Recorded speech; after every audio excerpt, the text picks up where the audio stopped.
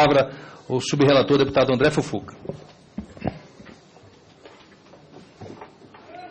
Excelentíssimo senhor presidente, excelentíssimo senhor primeiro vice-presidente, doutor Haddad, senhoras e senhores deputados, ex-ministro de Planejamento e Orçamento e Gestão, doutor Guido Mantega, a quem cumprimento em nome da mesa. Sabemos mais do que plausíveis são as razões de Vossa Excelência não ter vindo aqui em outros episódios, porém, inclusive, torcemos para que Deus abençoe e tudo dê certo a sua esposa. A sua apresentação foi muito bem frisada, resumida, e eu tenho certeza que esclareceu alguns pontos em relação ao que temos de dúvidas sobre o BNDES. Porém, eu tinha anotado aqui alguns questionamentos e eu peço à sua senhoria que os responda, que irão ajudar bastante no que diz respeito a essa CPI. Vossa Senhoria, em 2009, decidiu dar crédito barato para empresas com a intenção de estimular a atividade econômica, que sofreu efeitos da crise global. Desde então, o volume total de empréstimos no Tesouro do BNDES saltou de cerca de 40 bilhões para 455 bilhões. Os recursos foram emprestados a taxa de juros próximos à TJLP, taxa de juros de longo prazo, bem inferior ao custo médio com que o Tesouro se financia, que acompanha a taxa Selic. No ano passado, o custo com subsídio nos financiamentos ao BNDES dobrou em relação a 2013, somando 21,3 bilhões. Essa estratégia contribuiu para aumentar a inflação e não houve aumento na taxa de investimento da economia. Na vossa opinião, essa política foi acertada? Vossa Senhoria não acha que foi um pouco inconsequente aumentar em 10 vezes o crédito em 5 anos? Vai responder logo? Você pode responder. Pode responder.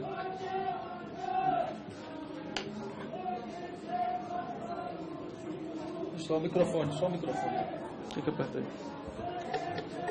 Senhor deputado, nós estávamos num período de crise da economia mundial, portanto, se não houvesse um estímulo específico, um atrativo para que os empresários de todos os setores pudessem fazer investimentos, eles não ocorreriam.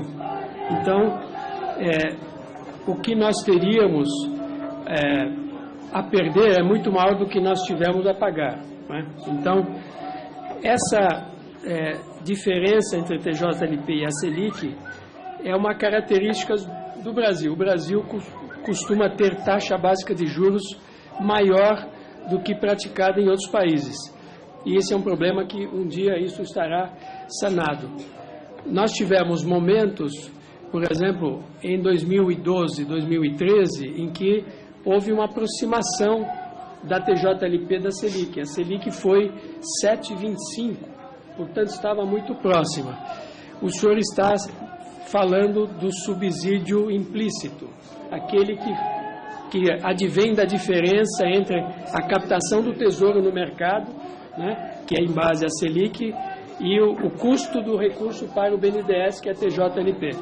Então, nos momentos em que há uma aproximação entre essas taxas, esse custo seria minimizado, e o foi.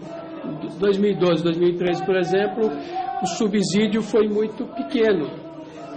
Ele se torna maior no momento em que há uma necessidade de subir a Selic. Momentos em que, por exemplo, você tem um surto inflacionário, né, como aconteceu no ano em curso, em que o Banco Central é obrigado a subir a TJLP, a Selic. Mas isto não é algo permanente, isto é algo passageiro, né? Porque a meta não é ficar com uma taxa tão alta. Então, no médio prazo, quando essa inflação for debelada, e ela está sendo debelada, ela será menor nos próximos anos, futuramente a Selic será menor. A TJLP também já subiu, né? Hoje ela é 6,5, não é? Então, quando isso acontecer, esse subsídio do BNDES, subsídio implícito, que não é um custo financeiro, não é um custo primário, ele será minimizado e, digamos, maximizando as vantagens de você ter esse procedimento. Então, eu não acho que foi um volume excessivo de recursos. Eu acho que foi de bom tamanho, mas também, em 2014, eu já dizia que foi, digamos, aquilo que devia ser feito, que não deveria continuar, porque senão você fica com recursos ilimitados. Pois não. Passemos adiante, porque há vários oradores inscritos. Por qual motivo Vossa Senhoria apoiou e promoveu o fomento de megafusões, originando prósperos monopólios, por exemplo, no ramo das telecomunicações, setor de carne e processamento destas? Vossa Senhoria tem algo contra o Instituto de Livre Concorrência? Não, absolutamente. Eu acho que justamente as fusões se dão numa economia onde o setor privado está saudável, né? Em que você tem a bolsa, o mercado de capitais mais ativo, né? Ele é um sinônimo de atividade do mercado de capitais. E nós tivemos um forte crescimento do mercado de capitais no Brasil nesse período. Então, eu diria que as fusões são feitas pelo setor privado. O setor privado é que tem interesse em fazer as fusões, né? Então, só partindo dessa premissa que Vossa Excelência retrata aqui, então, por quais motivos tais fusões resultaram em perdas substanciais dos postos de trabalho? Bom, eu não sei a quais fusões o nobre deputado se refere, né? Mas que eu diria que houve muitas fusões no Brasil nesse período, né? Um período principalmente antes de 2008, 2009, o Brasil fez muitas fusões e aberturas de capitais e IPOs, né? E elas levaram a mais empregos. Sinceramente, eu não sei a quais os nobres deputados se referem. Eu vou citar aqui apenas um exemplo. Um exemplo da operação que, inclusive, foi frustrada, do Pão de Açúcar e a Carrefour. Partindo, inclusive, dessa premissa dessas fusões, de acordo com o próprio BNDES, em 2014, os desembolsos totalizaram 188 bilhões. Para as micro e pequenas empresas, foram desembolsadas 24% desses recursos, e apenas 14% foram direcionados para as médias ou médias grandes empresas. Já para as grandes empresas, que podem se financiar no sistema financeiro nacional, foram direcionadas nada menos que 118 bilhões, um montante que representa nada menos que 63% de todos os desembolsos do BNDES. O BNDES privilegia grandes empresas? Essa é a primeira pergunta que lhe faço. Qual o posicionamento de Vossa Excelência no caso da malfadada tentativa de operação entre os grupos Pão de Açúcar e Carrefour? E a terceira, que a sua senhoria irá responder, por que o BNDES não direciona sua atuação para empresas que atuam em regiões de baixo índice de desenvolvimento humano? Por favor. Bom, a primeira resposta é em relação ao Pão de Açúcar Carrefour, nenhuma participação. Eu não estava no banco, então não sei como foi feita e se foi feita essa operação. Acho que ela não foi realizada, se não me falha a memória, mas eu não estava no banco, então não tenho conhecimento. Em relação ao BNDES, é um banco de fomento para todas as empresas, não é só para grandes e pequenas e médias. Se não me engano, em 2014, para pequenas e médias empresas, foram emprestados 60 bilhões de reais, que é uma cifra bastante importante, né? É claro que o conjunto do PIB, o grosso do investimento, é feito pelas 800 maiores empresas do país.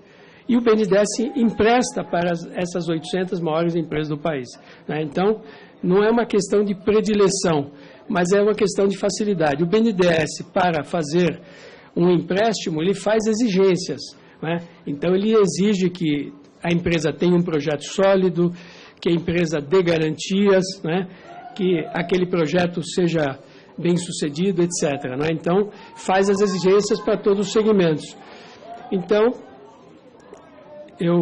eu acredito que não é uma questão de seleção, é que é mais fácil, talvez, para as grandes empresas terem acesso aos programas do BNDES. O BNDES faz programas, por exemplo, na área de infraestrutura. Na área de infraestrutura é difícil você ter empresas pequenas e médias, né? Então, a infraestrutura do Brasil é uma prioridade que sempre existiu antes do nosso governo, e o BNDES era um principal agente de fomento da infraestrutura energética, de transportes e tudo mais. Então, são grandes empresas que estão nesse setor. Então, não há uma predileção, mas houve, sim, um esforço do BNDES ao longo desses anos para aumentar a sua carteira de pequenas e médias empresas e também para atender regiões mais pobres do país, né? Então, e houve um aumento. Eu não sei de cabeça, mas eu posso até lhe encaminhar esses dados, que o percentual dos financiamentos do BNDES que foram para a região norte, nordeste e centro-oeste foram aumentando em relação à região sul e sudeste, então, em linha com a preocupação do nobre deputado.